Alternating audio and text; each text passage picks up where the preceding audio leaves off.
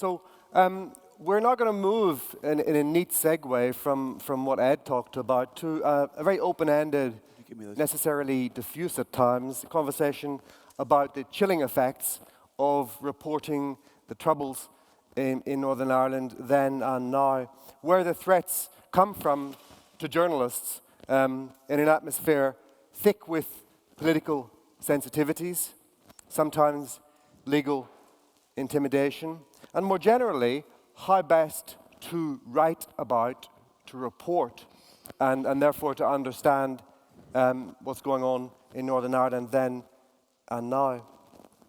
And when Jake and I began to discuss having an event about the Troubles, we sort of did it out of sheer bloody-mindedness in a way, because it's very difficult to talk about the Troubles. No one seems to want to talk about the Troubles at the moment, and there doesn't seem to be, in many ways, a lot of an audience for it. But then 3 days ago, a Belfast-born writer called Anna Burns won the Booker Prize for a book called Milkman, which is set at the height of the Troubles. So perhaps something is changing. Anyway, so I'll introduce you to the rest of your panel. Sinead O'Shea is director of a masterpiece of new Irish documentary called A Mother Takes Her Son to Be Shot. Eoin McNamee is one of Ireland's best writers.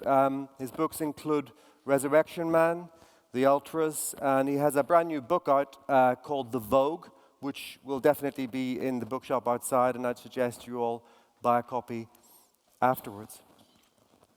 So I suppose, where should we start? Maybe we'll start with you, Sinead, but I wonder, maybe you could talk a little bit about the challenges of making your film and how it might inform this discussion in any way you like, really. Scope is endless. Well, the starting point of my film was that I'd heard about a mother in Derry who had brought her teenage son to be shot in the legs.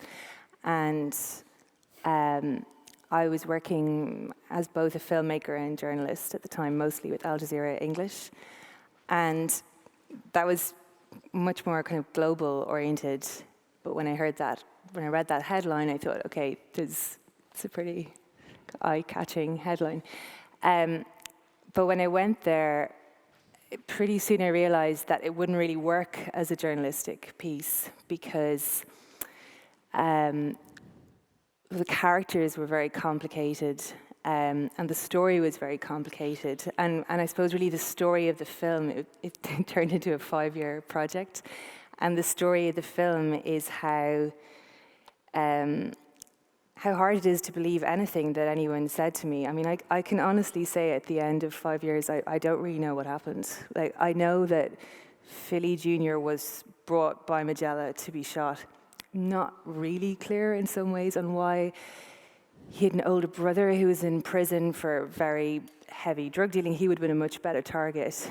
And I think within some communities in Northern Ireland, there's almost an addiction to kind of storytelling, and I think sometimes the people within these communities don't know themselves what's real and what actually happened, and actually just telling the story turns it into a fact then.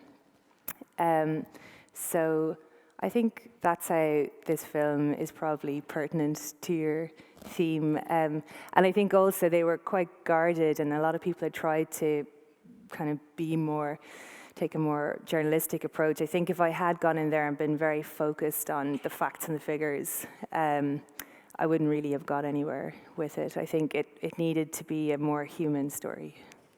What about it was difficult to get an audience for that kind of film in the current climate?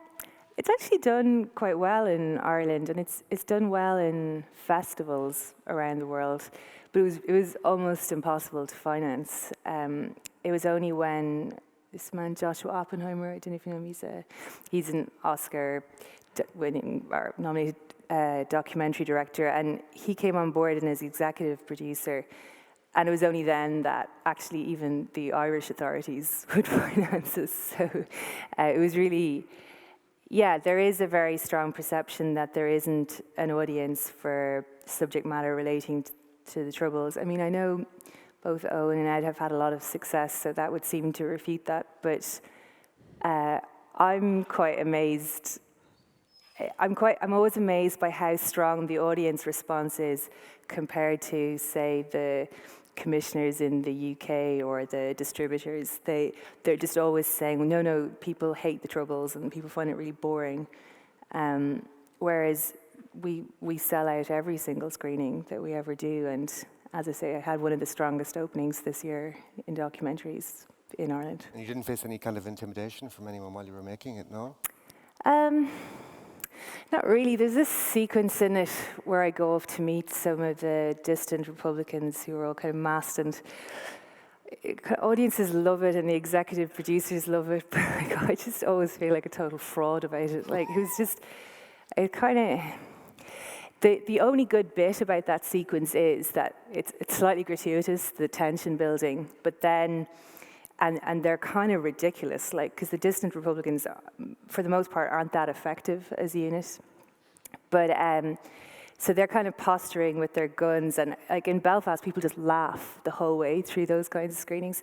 But then a woman starts crying, and it turns out that her brother was Andrew Allen, and he'd been killed by these same distant Republicans. So she didn't realize they were posing for the cameras. She thought they were coming back to her house and they were going to kill her. So actually, it's a really strong scene, and I can kind of stand by the sort of kind of bullshit build-up that the editor and I engage in as well in the build-up to it. So you could argue there was some kind of personal threat, but there wasn't really. Artifice. So your own work, Eoin, is written in a kind of very spare, kind of conspiracy-fueled style, reminiscent of David Peace, his work. Sometimes it reads almost like cryptography, as if events have been coded and then sort of quietly revealed. Maybe you could say something about the style that you chose to adopt in the Ultras, and whether that was influenced by reporting or how to understand events? The Ultras, I suppose, is interesting. I started off writing about Captain Robert Nyrak, the undercover soldier he didn't disappear, he was abducted, and his body disappeared and has never been found in South Armagh. But the book started developing about the covert war, and it got to a stage where I felt, as I described it to myself, that I wasn't writing the book, I was falling through it, because everything that I accepted as real, the more you looked at it, the less reliable it was. And kind of interesting, Sinead saying the same thing, that those layers and layers and layers. So there's no other way of writing about it than to be sort of in the murk, if you like, and then to have in your ears what the American writer Don DeLillo in his book about the Kennedy assassination, Libra, called the sinister buzz of implication. And you soon realize that there may be conspiracy theories, but that doesn't exclude conspiratorial politics, and that is what you very quickly become aware of. And in terms of response to the book, I mean, it was, I could only say violently reviewed in a crushing way. And I mean, it's not up to me to judge my own work objectively, but it's at least as good or as bad as all the other books, you know. I met Maurice Hayes. I don't know if you know him or knew him.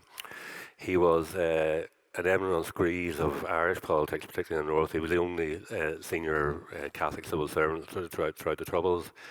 And he said of the Ultras, he said that art will be the only way that we will get anywhere near the truth of these matters. And I thought at the time it was a cop-out. And I realised he was a civil servant. He knew how the structures worked. He knew how they repressed things. He knew how they dragged their feet, how they produced 1,000 typed files to a court proceeding the day before when no one had a chance to read it, how evidence is crushed. The entire archive of Gough Barracks disappeared or was destroyed because it was supposed to be contaminated by asbestos. He knew what was happening. He knew how it worked, and that seems to be, as they had said, we will never get to the bottom of this. And perhaps art is as near as you can get to it, which is not a happy situation. To try and sort of make connections between what you were saying and what Ed was saying, I mean, we spent a lot of our time at this conference trying to sort of demolish conspiracy thinking, the better to do good investigative journalism. But sometimes conspiracies are real, and sometimes reality then catches up, and you realize that sometimes something you thought was a conspiracy theory was actually real. Is fiction then one way to explore those kinds of things early? I think, yeah, increasingly so. I mean, that we mentioned Anna Burns' book, and I mean, it's it's not explicitly about what we were talking about here, but it's a shift in perception of the whole thing. So it's well worth reading from that point of view. And you face the same problems that Sinead said about financing. I mean, there is an appetite for it. There is definitely an appetite for the work. But you reach the gatekeepers and Yeah, it's really odd that it's the gatekeepers who are most opposed. I don't understand that. And then who are the gatekeepers and why Just are posh they doing English that? people all the time. You're really guilty, I guess. My first full-length book, Resurrection Man, was filmed. I mean, it was interesting. My wife read the book in manuscript. My girl. Say what's about Resurrection? Yeah, sorry. It's a thinly disguised novel on the subject of the Shankill Butchers, who were a sectarian murder gang, responsible for at least 32 deaths and probably more. And their modus operandi was they would cut their victims to pieces with butcher's knives. So my wife read the book when in manuscript, and she spent the afternoon reading it and sat quietly reading it. And she got to the end and she said, "It's brilliant." I was very kind of her to say so. And then she said, "They'll never forgive you." And those words have rung in my head ever since, because you're working against the grain.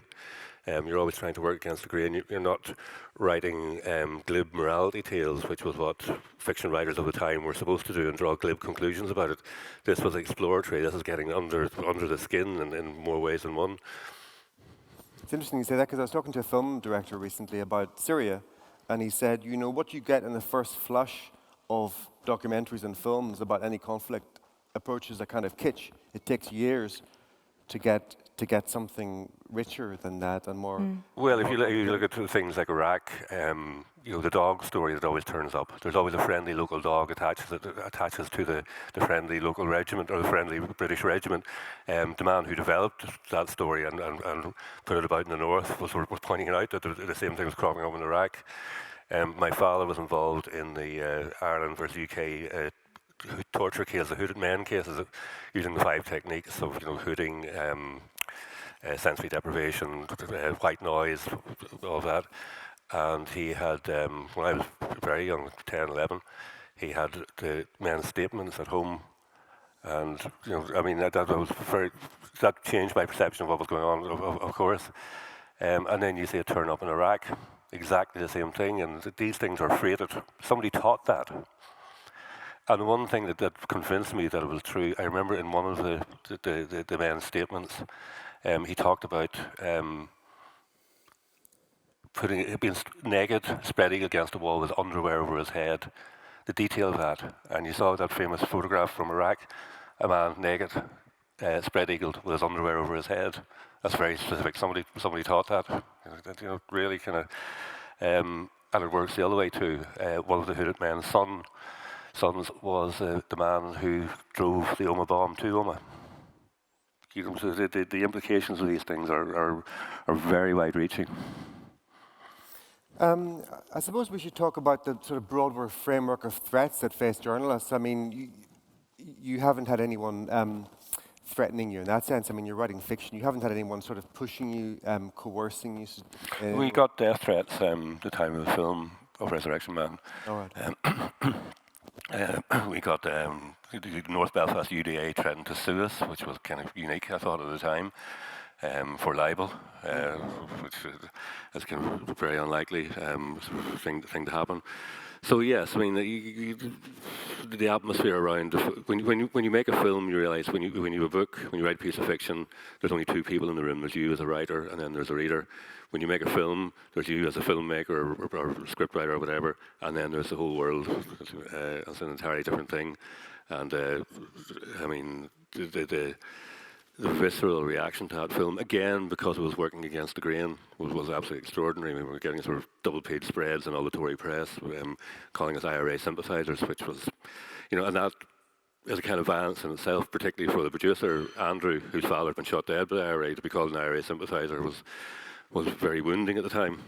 Do you want to come in? I mean, we could talk about the sort of framework of threats, legal threats that influence journalists and writers either during the Troubles or in the contemporary period. Do you want to come in on that? Yes, I mean, threats were part of the architecture of the Troubles. If you were a journalist, you know, they happened all the time. I came under threat, you know, 2 or 3 times from paramilitary groups who were unhappy about what I was doing, what I was researching, you know, and sometimes you get cooperation between the groups. The one that I can remember quite vividly was a threat that came from the official IRA, which is the original IRA from which the provisional split. And as you know, they transformed themselves into a political party, the Workers' Party, and denied that they still had an armed wing, which of course was a lie. They did, and that wing was involved in all sorts of shenanigans, financial shenanigans, as well as paramilitary shenanigans. And I continued to write that they existed, and they were extremely annoyed about it, and what they did was to try to persuade the UDA to assassinate me by going to the UDA and saying that, you know, Ed Moloney is actually secretly an intelligence officer for the INLA. And one particular afternoon, I visited the UDA headquarters, as I did quite often. They were always like interesting people to meet, believe it or not. And Andy Cherry was there, and John McMichael was there, and a character called Davy Payne was there. And Davy Payne is one of the most scary loyalist killers that there's ever been. I mean, he was involved in some horrendous acts of violence. You know, some of those horrible knife murders in the early 1970s. Davy Payne was involved in that. And he came over to me, and he came right up close to my face, so close that I could see that there was an indentation above his right eye, which was shaped just like the end of a hammer. Someone obviously had a go with him with the hammer, and he said, "We were going to kill you, you know, Moloney." I said, "Why would you want to do that?" He said, "We were told that you were an intelligence officer for the INLA." And he said, "But we did some research on you, and you can thank people in this office for saving your life."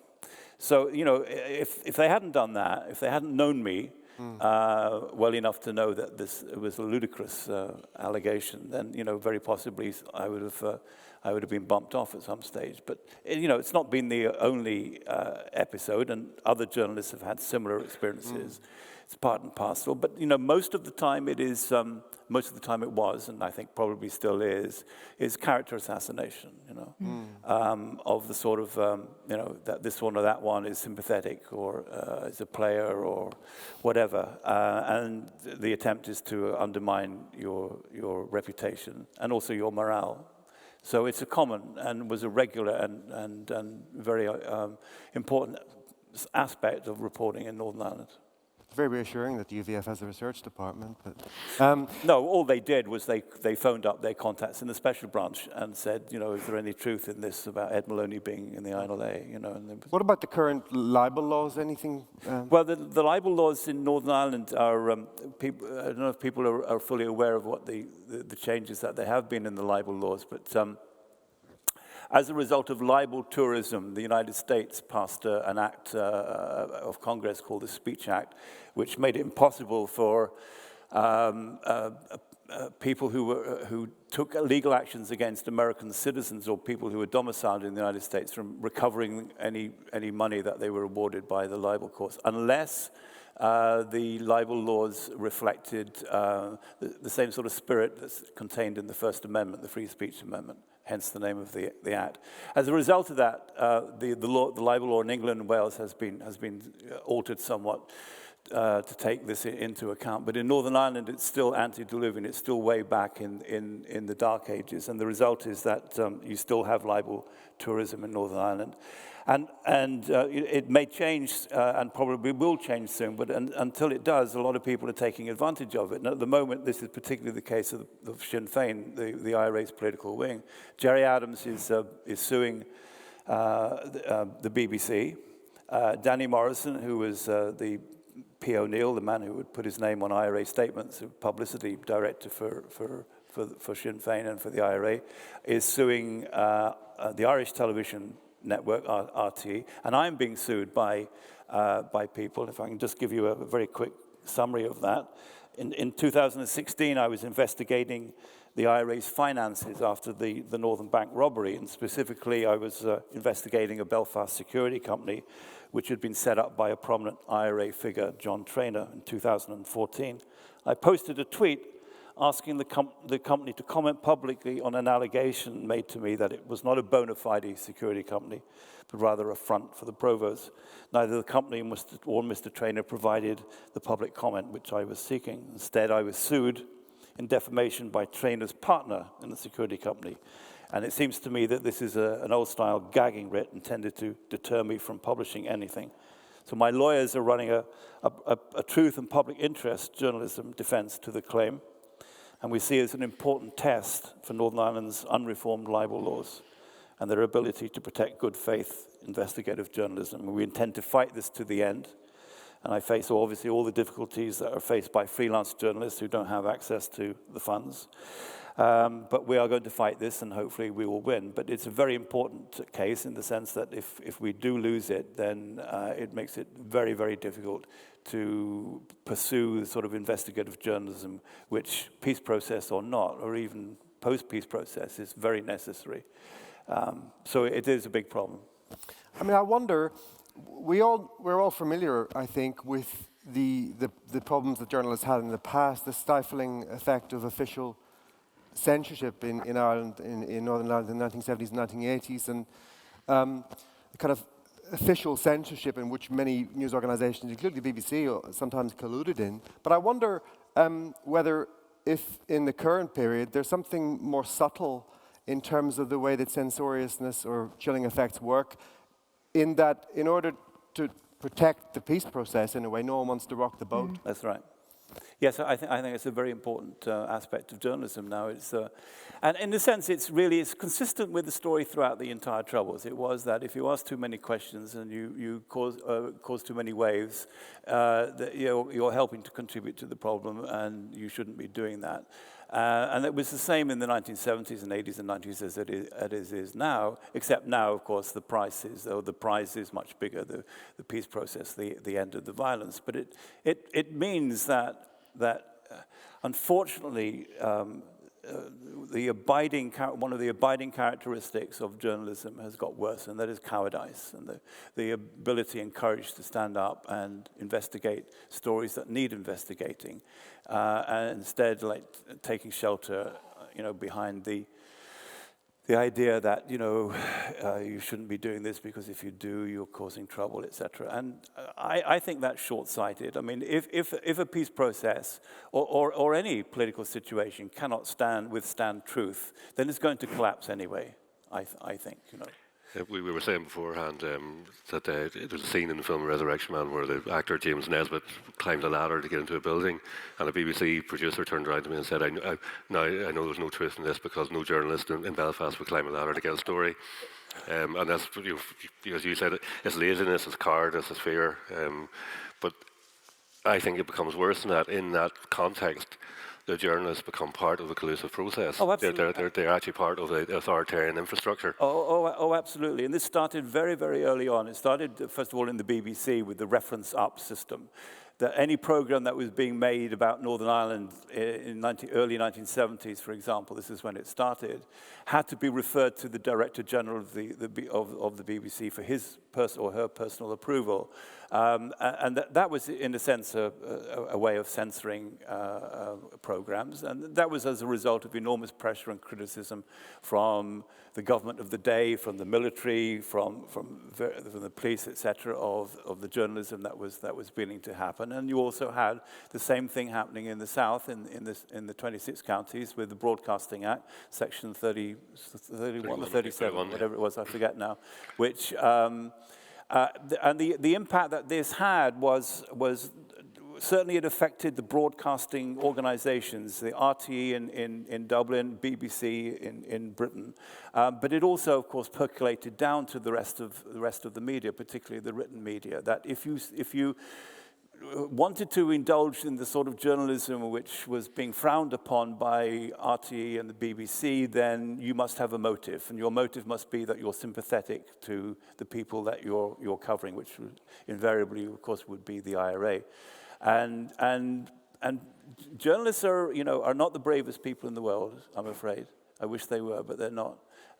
They have good jobs, they have interesting jobs, and they want to keep their jobs. And rather than buck against this and kick against this, they're more likely, and did, I think, in far too many instances. And there were, I have to say, there were brave exceptions, but most of them went along with this. And I think I've always argued that this censorship and this cowardice that permeated the media for a good bit of the Troubles was responsible for the Troubles lasting so long. That if we'd had fresh and we had straight and brave journalism, a lot of the issues would have been explained in a way which I think would have made solution or search for solution easier and happen earlier than they did.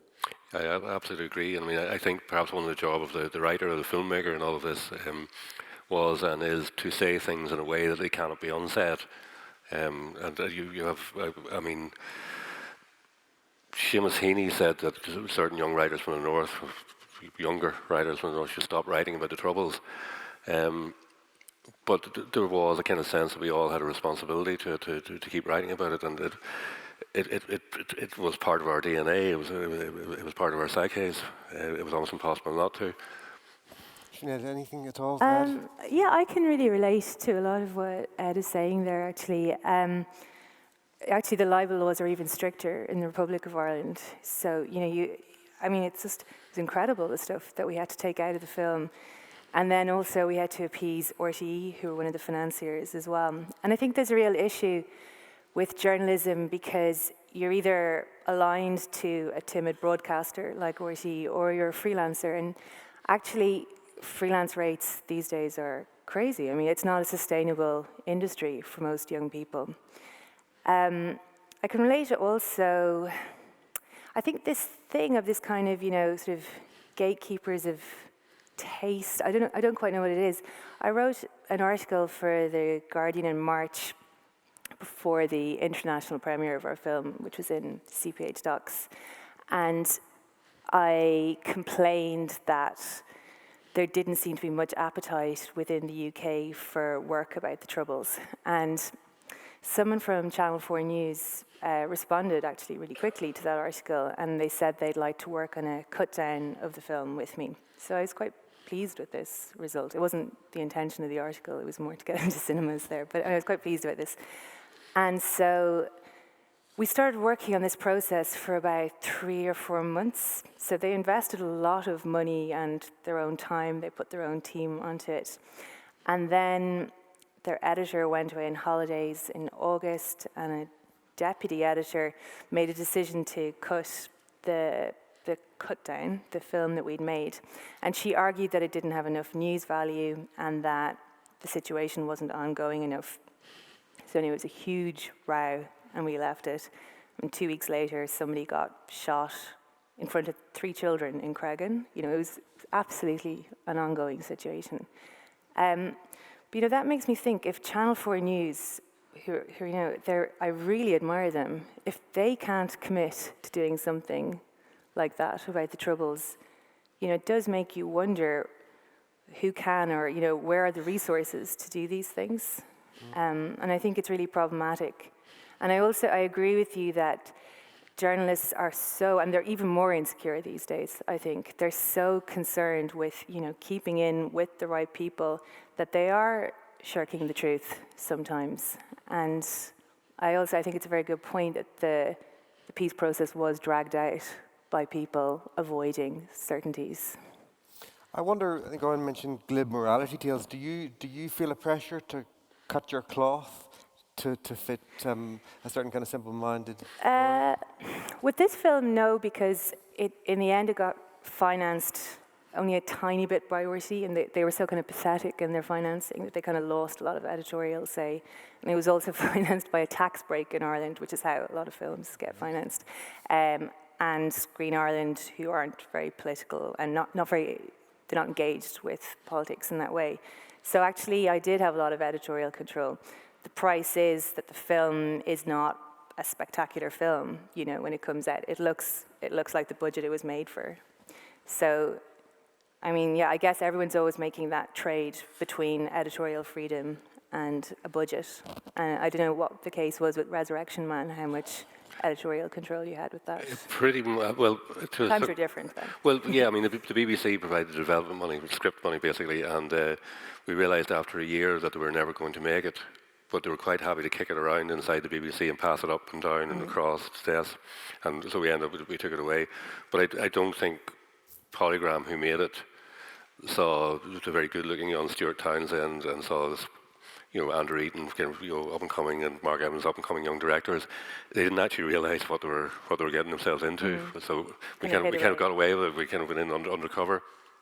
Yeah. So I mean, the budget-wise, it was fine, but that was very much to do with they just saw the cast really and the team behind it. I wonder, I can see a distinguished Warzone reporter there in the front row, Patrick, who used to be an Ireland reporter. Would you like to say anything from the floor before we go back to the panellists about your experience of reporting Ireland? We have a roving mic if you would, or not. We have a roving mic if you can. Yep, it's coming. So that's forced your hand rather. But where is it? Ah, okay.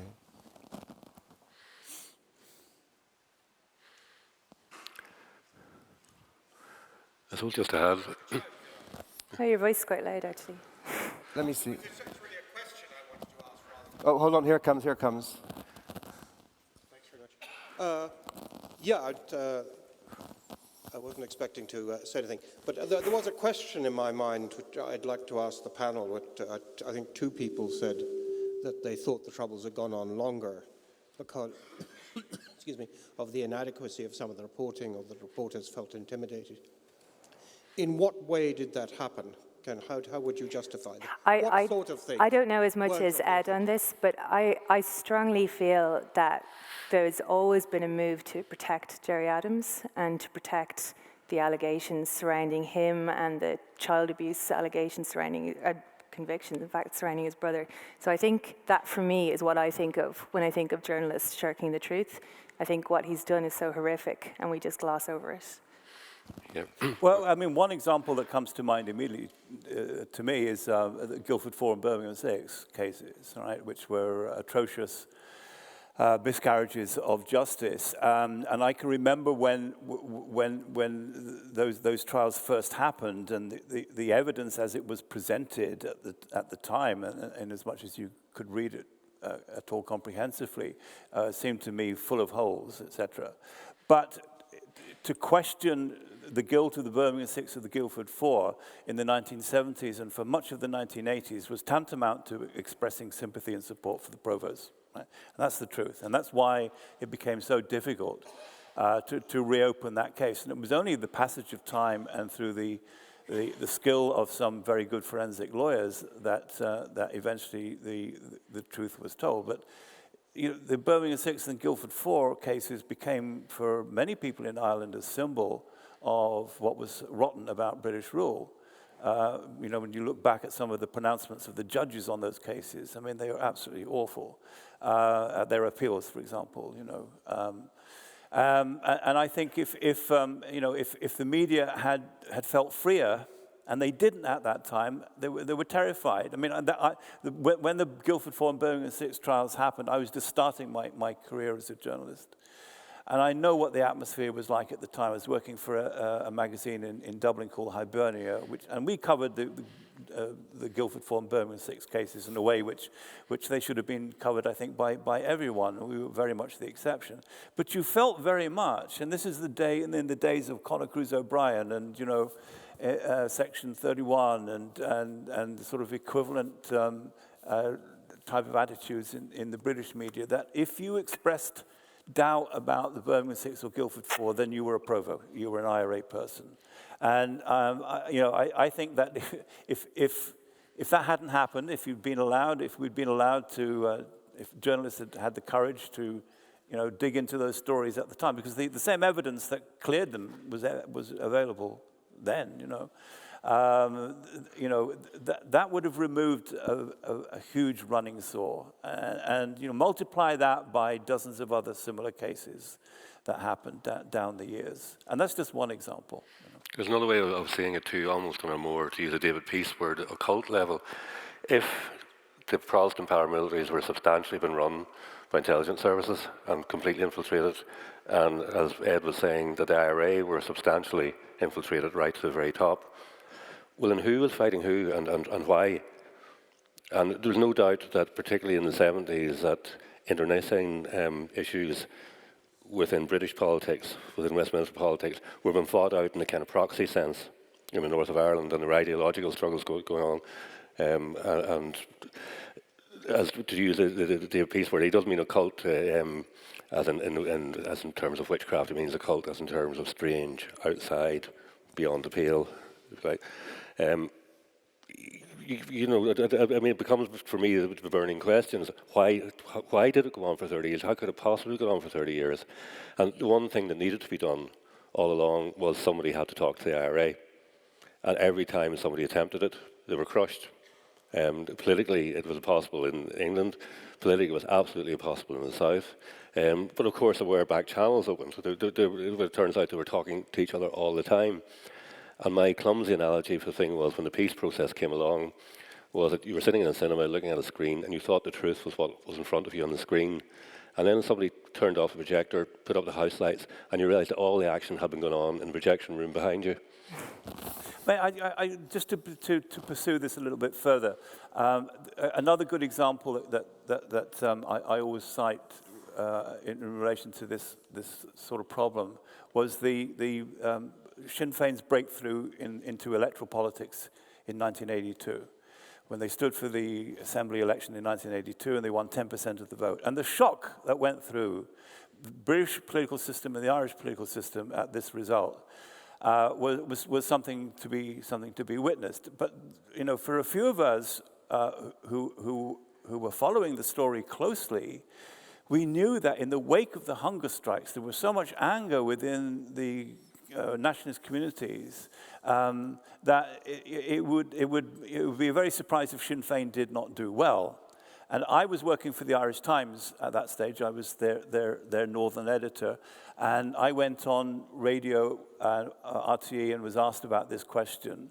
And you could almost hear people falling off their chairs at my answer. And they asked me, how many seats do you think Sinn Féin are going to win in this election, which was to an 82-member assembly, quite a small assembly. And I said, well, they're certainly going to win 3. They may win 5. And they're in with a shout on 7. And people were horrified at this idea that you could, as a journalist, imagine that these people were worthy of anyone's vote. Most of the rest of the media, to a man and a woman, were saying they're not going to get any votes or any seats at all. They're going to get absolutely destroyed because no one will vote for the men of violence. You know, that was the phraseology at the time. The men of violence will not be supported in this way. Journalists were so out of touch, so out of touch with the people that they were supposed to be covering, that they didn't know what was going. And what was the result? Sinn Féin won 5 seats and they only got 7. Okay. I was told by colleagues in the Irish Times that if I had got that story wrong, I was out. I was going to be sacked by the Irish Times as a result of that. Okay? What happened to all those people who got the story wrong? Absolutely nothing. Because it's okay to get the story wrong when it's politically acceptable to get it wrong. Do you understand what I mean? So that's what I mean about, you know, this thing could have been stopped or could have ended much earlier if there had been honest, brave, decent, and accurate journalism. Maybe we could take one practical example, which I think you mentioned, maybe both of you mentioned, this case of Fred Scappaticci or Scap. For those of you who don't know much about the terrain, this is the person who's generally considered to be the British state's highest informer within the IRA. And it's a good example, I suppose, of a story which has taken so long to come out. I mean, I remember I'm phoning his lawyer in the late 1990s, Scap's lawyer, only to be told, oh, Scap doesn't want to talk to journalists because people are saying terrible lies about him. Yes, yeah. This was 15 years ago. I wonder, are there any reporting restrictions on that case? First of all, for you, Ed, and then secondly, it seems very much within your ballpark as a new book. Are there any reporting restrictions at all on the case? Well, for example, we're not allowed to use the proper code name that he had. And it's a really silly thing, really. It's a difference in spelling, but it's sort of symbolic of how stupid these things are. His code name was Steak Knife, and as it was originally spelled, it was Stakenknife. The British Army intelligence whistleblower, who went by a pseudonym called Martin Ingram, was the man who exposed Freddie Scappaticci. He had come across him by chance while he was working for the British Army's intelligence unit, the Force Research Unit, and realized that this guy had probably been involved in state-sponsored murder for years, you know, and he was horrified by the whole prospect. And gradually, he leaked the story out. The Ministry of Defense took him to court and got an injunction that he wasn't, and no one was allowed to use the name Steak Knife in any article or in any public statement. So that's why people changed the name to Steak, and then a second word, knife, right? Bit of a giveaway, though. It's silly little example, but as time has gone on, it has become easier to write about what Scappaticci was about. And I think this court case last week, this revelation of this secret document that was drawn up in the 1990s by the intelligence services to cover people who were involved in crime, that they would not be reported to the prosecuting authorities by anyone, is enormously significant.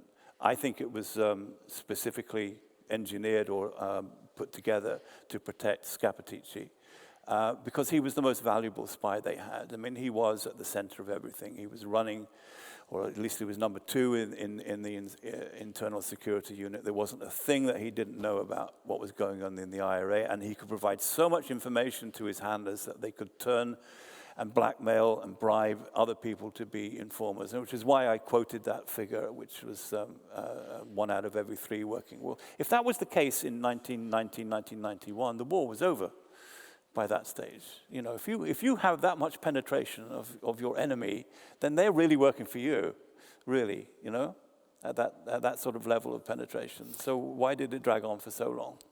To use your word earlier, there's plenty of murk there. Is it anything you'd care to work with, that kind of material, or is it's too strange for fiction? It's not too strange for fiction. There are Freddie Scappaticci, actually, my little country primary school in Kilkeel in County Down, there's a photograph from his 60s I was looking at, and named all the members of the football team. And in the middle was F. Scappaticci. That was Freddie Scappaticci, whose family owned the local chip shop where he used to hang out. So these things are, you know, kind of circles within circles. The problem with writing fiction about these things is that there is always a strangeness to the thinking. There's overkill in it. Why, for instance, the Miami Show Band massacre, where they placed a very popular Irish band, they placed a bomb on board their van, which was supposed to, in the north, to blow up in the south to show they're transporting explosives, that these people couldn't be trusted. Bombing off, half the bomb crew were killed, and then they shot all the members of the band. The Dublin Monaghan bombings. Why kill 36 people to get a piece of legislation passed? But there's an identifiable overkill to it, but it's very difficult to write about. It's very strange thinking. Okay, perhaps at that point we can open it up to the audience. We have a roving mic. Where's the roving mic? Is it? Yes, Hannah. Okay, so perhaps we'll start with this gentleman here with his hand up. Thanks a lot, particularly, well, everything actually, but particularly about the libel laws. I was approached some years ago to write a book about Russian organized crime, or as I prefer to call it, strategic organized crime. And in the end, they cried off simply because of the fear of libel. My question is, and I would like to make it quite clear from the start, I'm from the other community. I must stress that. I worked with a colleague who was, like me, a Scot, but of Irish Catholic origin, and he once told me there would be no peace in Northern Ireland until the Protestants are thrown out. So I'm not naive on these issues. Where On the issue of fiction as a way of taking it forward, and also funding, which you've all referred to, are there any opportunities in relation to breaking through self-censorship through covering present-day corruption in the Republic and the North? Because it strikes me that the self-censorship and the culture that you've highlighted, and some of the things that have been coming out in the North and the South, seems that there's a lot of fertile territory there, which might perhaps get you funding and draw attention back, because I think what you're doing is very, very much needed, both on fact and fiction. Thank you. And funding is very important, especially when it comes to libel threats. Who'd like to take that? Ed? Well, there is this scandal called the RHI scandal going on, and I think that's probably what's in your mind. Maybe it's a convoluted thing which haven't really covered myself, so I don't really know an awful lot about it. But it was a system brought in mostly by the DUP, but not solely by themselves. Others were involved in the power-sharing government, where they sold these pellet stoves, and the subsidy on the pellet stove, on the fuel for the pellet stoves, exceeded the cost of the boiler and the fuel. So you had people buying like dozens of these boilers, filling them up with these pellets and burning them away, and being paid enormous amounts of money to do so. And that was the scheme that was concocted by the DUP leader, Arlene Foster. Others were complicit in it, of course. But it exposed a seamy underside to government in Northern Ireland, which I think is healthy to have that exposure, because once you see that these people are crooks in one area, then you tend to see them being crooks in other areas as well. Sinead? Well, I think that's quite a nice idea, that if we focused more on corruption stories, people would be interested and finance them. But I don't really believe that's the case. I don't think the general public, loves financial detail, in material that they read. I used to cover Ireland for the New York Times, and by the time you turned the story into something that you could publish, it was, devoid of any kind of nuance, actually, a lot of the time. I think there's a place in the world, maybe for specialists like Ed, who truly understand something through decades and decades of time. There's a place in the world for general news journalism, which personally I didn't find very fulfilling, but it's very important. It is really important to keep account of these things. But I think if you're suggesting ways to make things more profitable and more inclusive, I think if people apply more creative skills or approaches to serious subjects, I think that's got potential. I wonder, a lot of journalists now who have recently been fired or who can't get properly paid are working with production companies and finding that actually the opportunities for paid investigative work are sometimes greater in production companies, because people will pay for Netflix and they may not pay for the paper. Do you think there's anything in that? Well, I know that in Ireland, all newspapers are struggling. So they just don't have the money for proper investigative journalism. So that's right. You can, I suppose, you can smuggle themes into artistic work, if you like. You can smuggle things into movies. I don't think it's a replacement for investigative journalism. My perception would be that if you like, authoritarianism has spread so far into the media that it's impossible to remove it from it now. That the party line is told all along. One thing I do think it's a result of the system. I do think the world of tech, the 2008 crash, they've just created a media for us which isn't self-sustaining anymore. I don't think it's all down to the self-censorship of journalists or the kind of authoritarian power structures that own the media. I do think there is no way within this world at the moment to be self-sustaining as a media organization. The New York Times just about manages it. And the idea of holding power to account, power is so diffused. At which part of power do you hold to account, and how do you hold it all to account? You can no longer see it as a job of holding parliamentarians and politicians to account, because that's not where power really resides anymore in any real sense. It's diffused through if you like, the economic world as well as through the political world. And where's your target, really, in all of that? That's very much Adam Curtis's argument in documentary, that power is so diffuse now, it's tricky. Any more questions? They don't have to be about Ireland. They can be about, in some way, generalizing this discussion into in other avenues. But let me see. That guy there. Who's that? There's two people there. Oh, yeah. So maybe this, first of all, this gentleman here. Yep. 10 more minutes, okay? Yeah. Hi, I just wanted to quickly ask, what lessons would you give from covering the Troubles to the more recent ends of conflicts? So, for example, recently a war between the government and communist guerrillas stopped in Colombia. And also I feel the same experience might be needed now more generally, as politics in general seems to become more fractious. I'm particularly thinking about the atmosphere after the shooting of Joe Cox. Anybody want to take any of that? I would suggest. I do think it's important for journalists to adhere to values of objectivity, and I find it really troubling that I suppose that journalists have become quite partisan, and I can't really bear, for example, the kind of social media landscape in the US. You know, I think this anti-Trump sentiment is bananas. Like, it's this idea that every Trump voter is retarded, actually, is so prevalent, and it's so socially acceptable to say something like that. So I think people need to be much less polarized in their coverage and also in their discourse surrounding conflict, I would say. I'd just like to add something in the kind of sense that people think these things were in the past.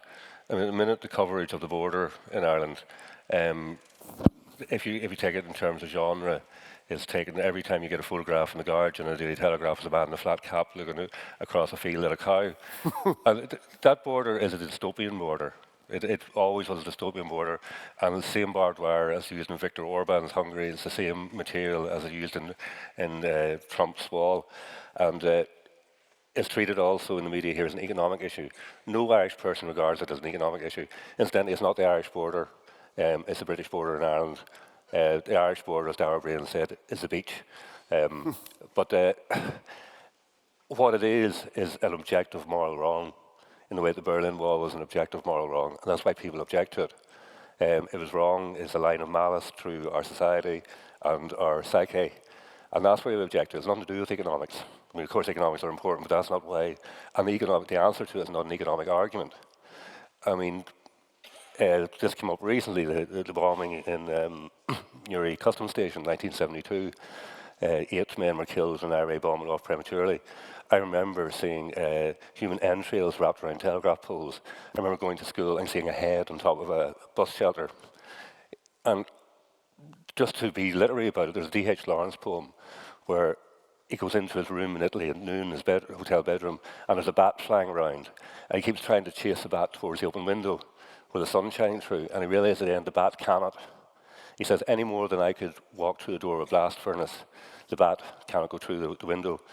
And that's the way I and most people I know would feel about the border, is that not that we cannot go back to it, or not that we will not go back to it, because we will not, but we cannot. We cannot go back to that. Mm. Okay, perhaps a couple more questions then. On there. Someone, this lady? Wait for the roving mic would be great first. Just one question would be great, because we've only got time for 2 or 3 more questions. Okay, Just pick your favorite. When you were working for the New York Times or Boston Globe, were they interested at all? Because that's where the Irish are in America. Did they ask you to slant what you say? I mean, you... No, not at all. You had Absolutely not. freedom? That's not the emphasis of that story at all. I'm just saying it's hard to be nuanced at times. You're taking away from me? I haven't finished. It weren't the early World in Actions. There were some early World in Actions covering the Bloody Sunday and those things. What happened to those documentaries? I know people are looking back at them now. Do you remember that time? Sorry, what's your question again? The early World in Actions covering the Troubles in Ireland, Yes. they were very controversial, and I know But the government suppressed them. where is that type of TV documentary now? It's all gone We're trying and to get dead, it back. right? World in Action, we're trying to get it back. The 1970s were like the golden period of British documentary television. Every single channel had its own strand of documentary, and every week you'd see riveting, great programs. But they were far too radical for the Tory government that came in, and we know what happened, right? Instead, you turn on TV now, and it's crap from beginning to end, okay? And that's all gone.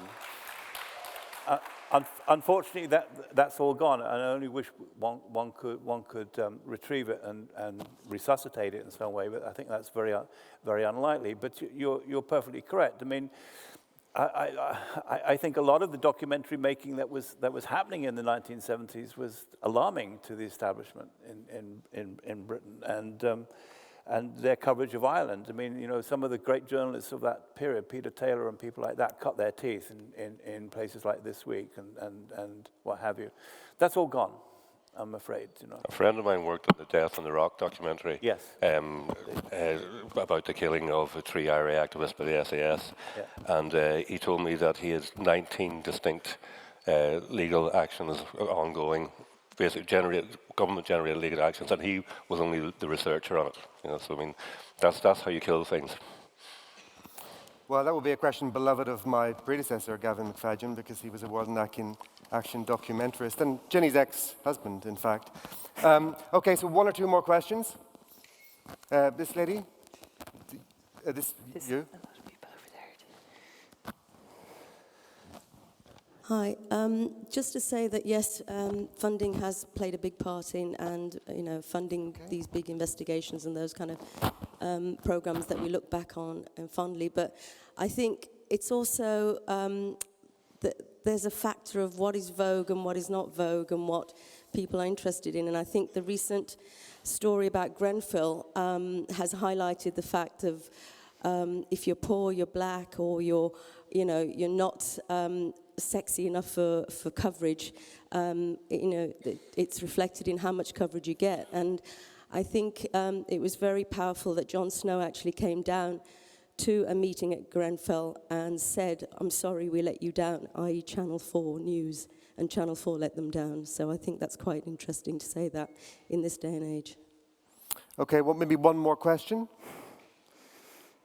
A question? There's people over there that are getting very agitated. Is that? Yeah, like over there. Oh, yes, okay, yeah. Sorry, the vision of the audience. Someone over there.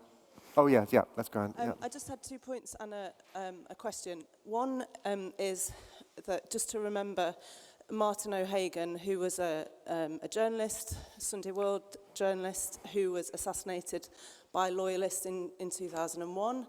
And I think it's important to remember that there is still a campaign calling for an international independent investigation into his killing. None of the perpetrators have ever been brought to justice. My second point is around, there's been quite a lot of criticism about journalism and about reporting on the North. And I think that actually good journalism has been where the truth about Northern Ireland has been told. So if you look at the last time you had a Logan Symposium, we talked about Lethal Allies, and Carol talked about her book. Subsequently, there's been 2 significant films, one of which was on Channel 4 called The Ballymurphy Massacre, a second film which is called No Stone Unturned, which was produced by 2 journalists in the north, based in Belfast. At the moment, in August, the 2 journalists who produced No Stone Unturned documentary, they were arrested and questioned by the police. Their houses were raided, their offices were raided, all of their computers and phones were confiscated.